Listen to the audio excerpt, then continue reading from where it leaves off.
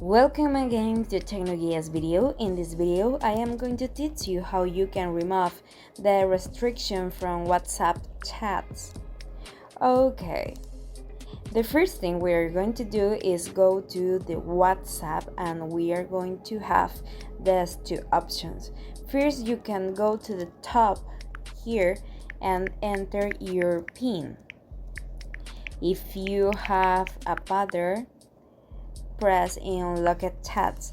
In Locked Chats, confirm with your finger point. In my case, select the chat, go to the name, and we can see information about the contact.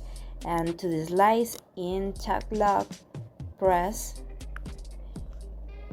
enter secret code or finger point, go back, and we can see here again. It's very quick and easy. Thanks for watching this video. Don't forget to subscribe our channel.